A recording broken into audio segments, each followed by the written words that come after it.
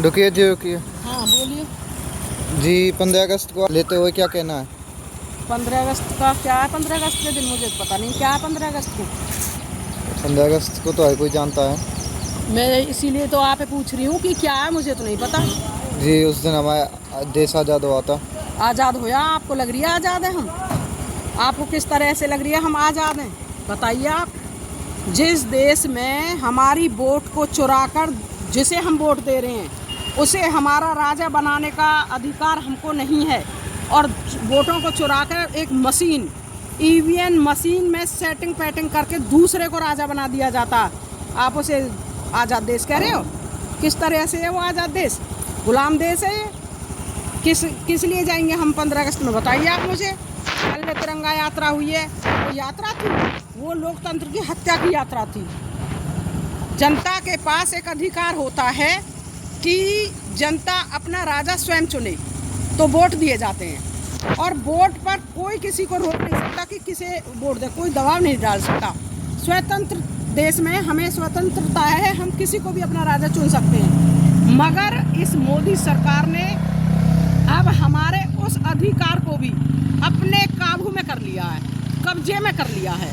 अंग्रेज आए थे, अंग्रेज़ों ने हमारे देश पर कब्जा करा था, और मुग़ल आए थे, उन्होंने कब्जा करा था, देश की संपत्तियों को लूटा था, और तरह तरह की यातनाएं जनता को दी थी।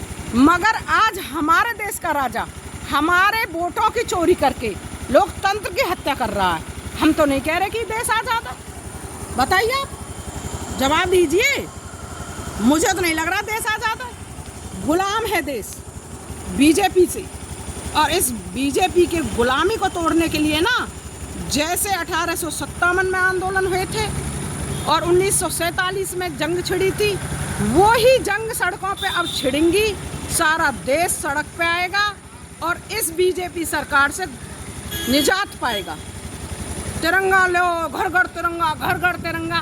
क्या तिरंगे लगा रहे हैं? देवीलाल पारक है। देवीलाल एक मसीहा था, किसानों का मसीहा, जनता का इतना प्यारा आदमी था देवीलाल कि जब वो खड़ा होकर भाषण देता था ना, तो लोग उसके भाषण सुनने के लिए काम काज छोड़ के दौड़ लगाते थे कि ताऊ देवीलाल भाषण दे रहे हैं। उन्हें कोई नेता नहीं कहता था, वो सबके ताऊ थे।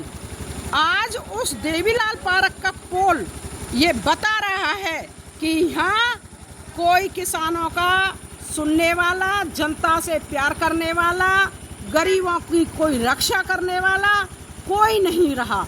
वो पोल चीख चीख के कह रहा है कि यहाँ चोरों की सरकार है, चोरों की सरकार है। वो पोल आज घर घर में तिरंगे लेके फोटो खिंचवा रहे हैं, सेल्फी लगा रहे हैं। कोई ज़रूरत नहीं है इस तिरंगे को हाथ में लेने की। खबरदार किसी ने तिरंगा लहराया तो ये निकम्मे तिरंगा लहराएंगे। तिरंगा जिसने दिया था भगत सिंह, सरदार भगत सिंह फांसी के फंदे पे झूला था, 23 साल का नवयुवक। उसे पूछ कि इस तिरंगों को लाने के लिए, तिरंगे को लाने के लिए कितनी उसने कष्ट की यातना सही थी। राजगुरु सुखदेव जो फांसी पे झूले थे, अब चोरों के हाथ में तिरंगा है। सच्चाई तो ये है कि हमारा तिरंगा चोरों के हाथों में है। हम कह रहे हैं खबरदार, उस निकम्मे आदमी को तिरंगा लेने की कोई ज़रूरत नहीं है जो अपने जनता के प्रति समर्पित नहीं है और अपनी जनता का उसे कोई ख्याल नहीं है। जनता तिरंगा लहराएगी, कोई नेता तिरंगा ना लहराए, कोई अधिकारी तिरंगा ना लहराए। तिरंगा लेके चल दिए, आज़ादी का जश्न मनाएंगे। आज़ादी तुम्हारे बाबा ने दिवाई, आज़ादी का जश्न मनाने को है हक तुम्हें। आज़ादी का जश्न मनाएंगे, कैसे आज़ादी का जश्न मना लेंगे? जनता को खा रहे हैं नोच नोच के, कभी कोई सरकार खा रही है, कभी कोई सरकार खा रही है।